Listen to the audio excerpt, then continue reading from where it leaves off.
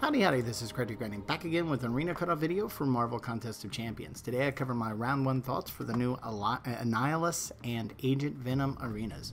So the first thing I always like to do is categorize these arenas to past arenas, as that allows me then to jump into the trend analysis.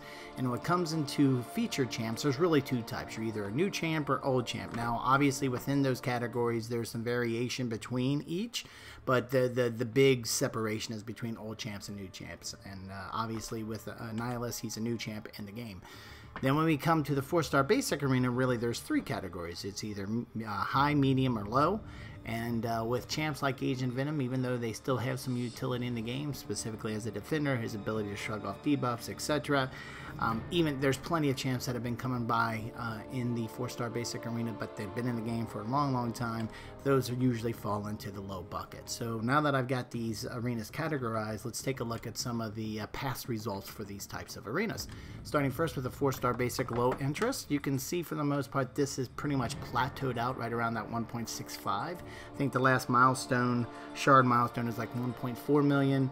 So a lot of people are going to that plus a couple 100,000 or two just to kind of differentiate between that last milestone cutoff and actually getting the champ.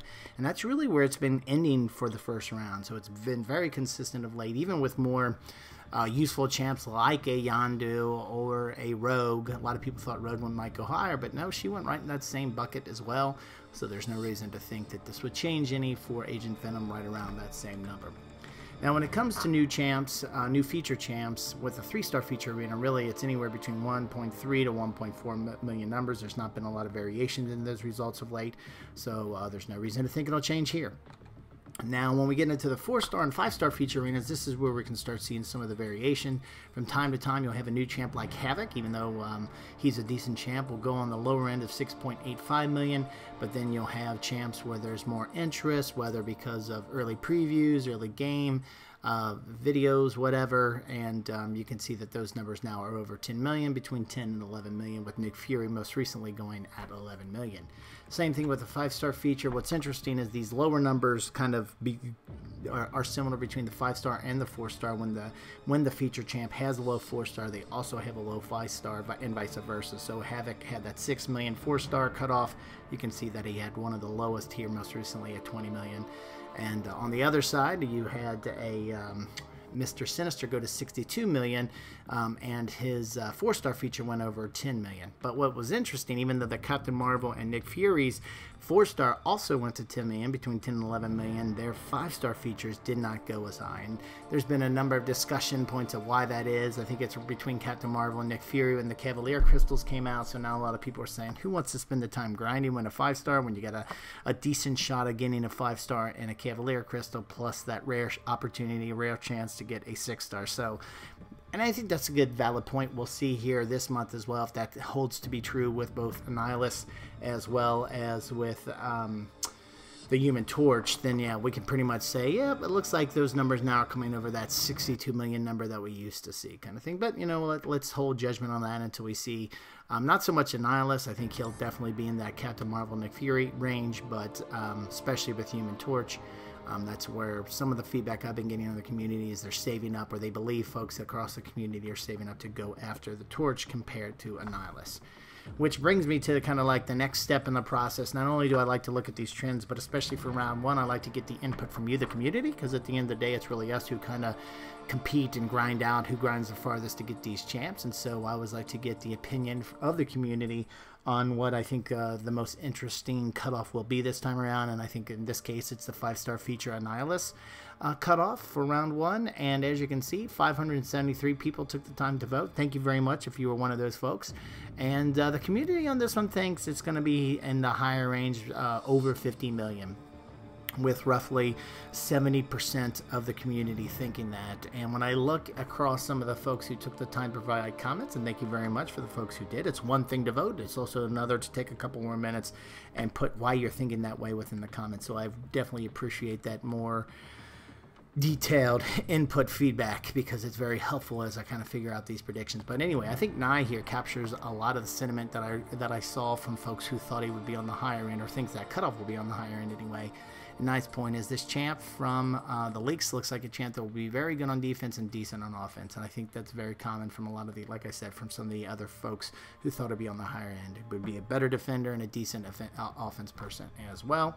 But there was also a couple 2 points on the contrary who thought they would be lower than 50 million, like Scott Morris here pointing out Nick Fury went for 41 in the first arena, and we had gameplay. So there was a number of folks. Nick Fury was released to the content creators who are part of that Kabam content creator program. And there was a lot of gameplay out there. And Scott's point is we have no gameplay of Annihilus, so 30 to 45 million sounds reasonable. I think that's a good point with Havoc was in a similar situation where Havoc in the first round was pretty low, but definitely jumped in the second round as people had more, there's more gameplay of Havoc that came out and people saw that he was a decent champ. That could be the case here with Annihilus. So, well, second round may jump, and Scott calls that out. Second round may be a lot higher once we get more of a feel for the champ. And another point that I saw from a number of folks was also on Human Torch coming up in a couple weeks, that people are saving up and preparing for the big grind there. And then also a number of folks calling on, hey, now there's Cavalier Crystals. Well, who wants to spend the time grinding up in a 5-star feature arena when there's a decent chance to get a 5-star champ in the Cavalier Crystal? And I think that's a good point, but also keep in mind you're getting the new champ and not having, you know, in the Cavalier Crystal at this point, there isn't a feature Cavalier Crystal yet, so really you're going to have to wait a while for some of the newer champs to show up in that Cavalier Crystal. But anyway, I still think it's a valid point, and like I said a few minutes ago, something to keep our eyes on here over the upcoming weeks, especially after the Human Torch Arena. But anyway, for the Annihilus and Agent Venom arenas, considering this input both from the community as well as looking at the trends, here are my thoughts for the round one cutoffs for the Veterans bracket, meaning your account's been open for over 61 days.